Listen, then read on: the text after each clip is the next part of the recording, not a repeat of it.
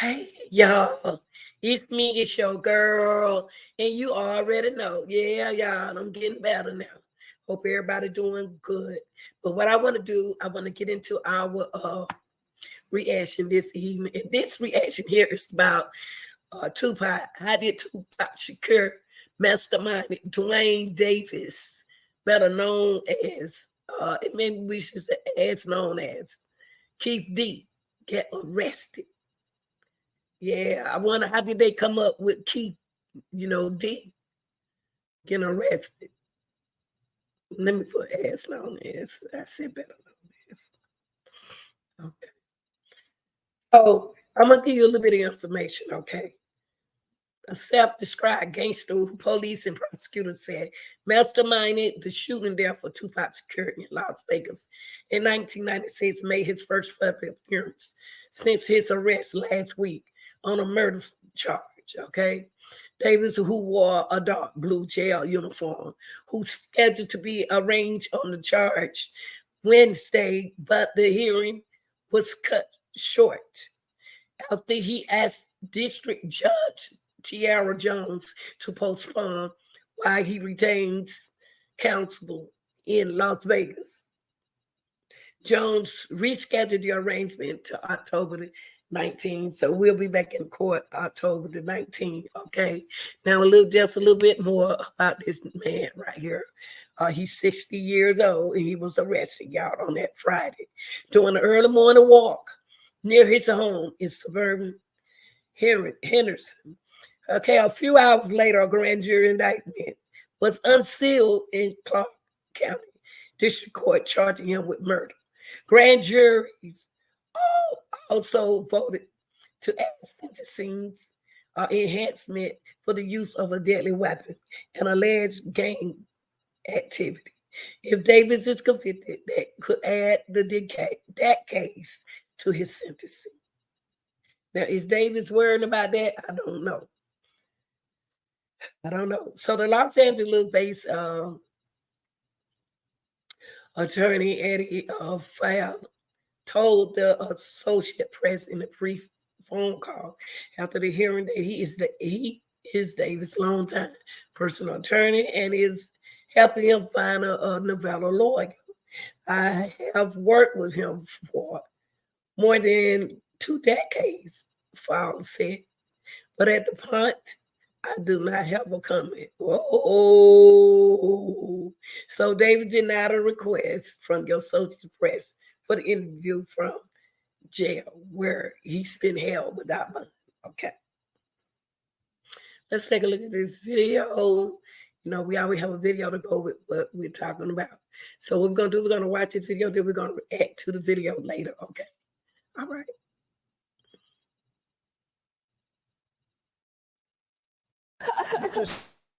It was shorter than my introduction. Yeah, court hearings get adjourned all the time. Right. I have a line of clients who are frustrated by adjourned court hearings or other dates that we set. So that can happen for any number of reasons, including the defendant didn't have counsel or wasn't ready or counsel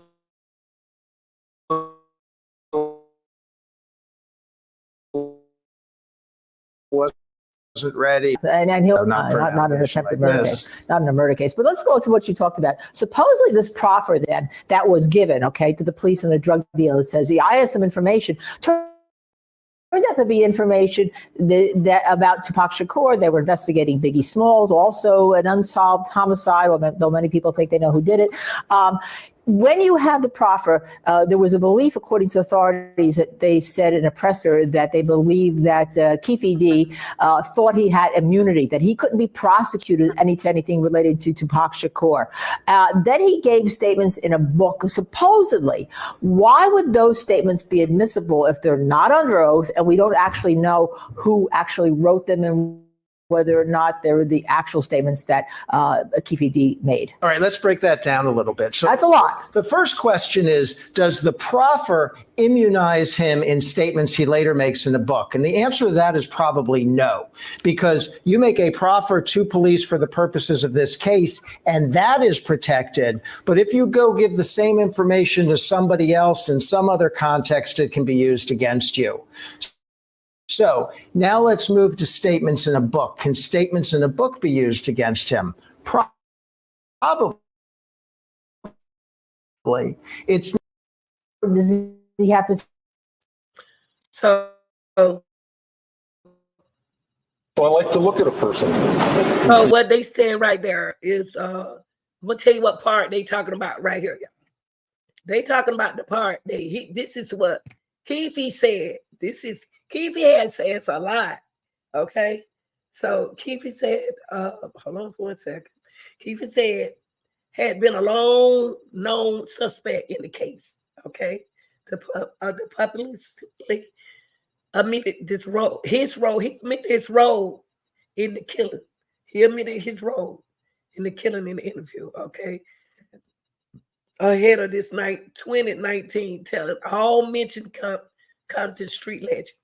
He said, quote, "There's one thing that's for sure. When living that gangster light style," he wrote, "you already know that the stuff you put out is going to come back. You never know how or when, but there's never a doubt that it's coming." That's what Keffe said. Keffe said again, "There's one thing that for sure. When living that gangster lifestyle," he wrote, "you always know that the stuff you put out is going to come back. You never know how or when, but there's never a doubt that it's coming." So David's own comments, that's his own comments. See, a lot of things David said. It's a lot of things they ain't making it up. David said. So his own comment revised the police investigation that led to the indictment. Okay. Police and prosecutors said in the mid-July, Las Vegas police raided David's home, drawing renewed attention to one of the hip hop music most enduring mystery. Let's get back into the video. Is being held on no bail. That no bail status will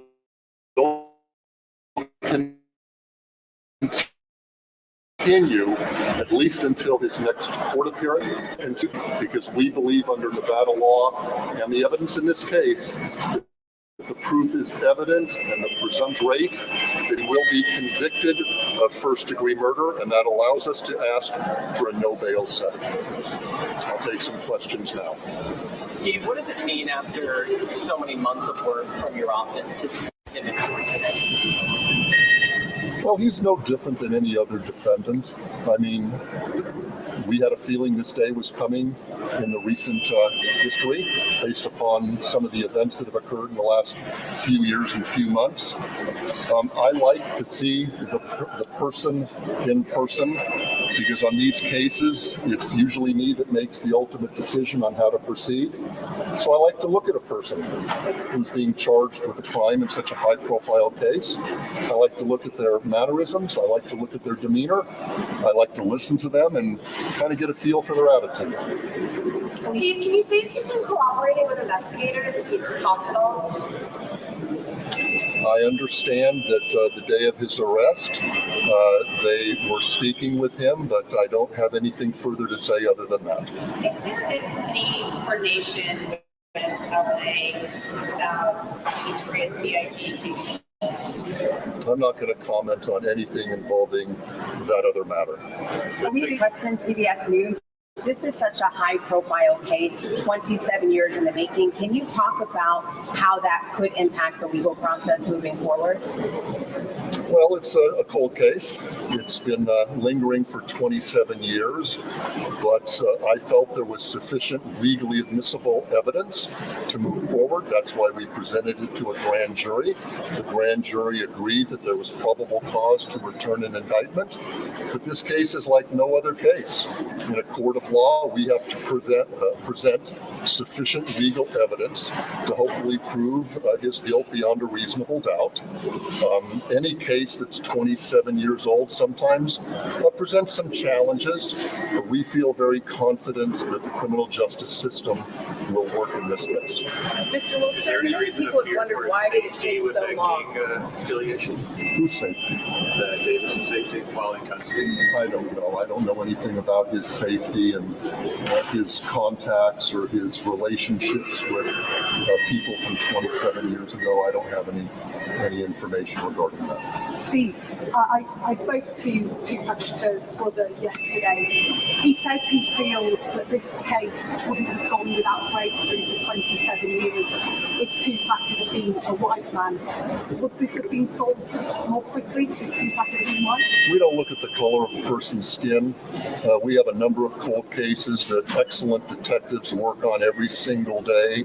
And whether the person is white, black, red, blue, or green, we move based upon evidence and what we can present in a court of law. Steve, a lot of people have said, why did this take so long, especially in the last few years? Mr. Davis was very vocal about his involvement. Is there a simple answer to that question? The simple answer is that this is an important case. We wanted to make sure we get it right. We wanted to make sure we had legally admissible evidence. We wanted to make sure that we felt comfortable that we had sufficient legal evidence. You know, if you're going to charge a person with murder, he has a right to believe that the system would only bring charges if there was sufficient legal evidence. So we waited until the point in time when we had that degree of evidence to move forward. So one of the things from PPD in recent years is that he has said that he has terminal cancer, he has cancer, he's very unwell. Is that playing any role in this criminal procedure? I've heard the same comments as well, some of the statements he's made to the media. I don't know his current medical condition. I'm not going to speak to whether he's still suffering from cancer or not. Do you think that the trial perhaps will be happening quicker because of the high profile of it, or when do you anticipate the trial likely? Well, in a couple of weeks, when he's formally arraigned, he has a right to invoke the Speedy Trial Act, which means setting a trial within 60 days, or he can waive that right to a speedy trial, and then the trial would be set off into next year. We have to wait to see at the arraignment what he chooses to do. Anybody else? We're good. Thank you. Thank you, sir. Yes,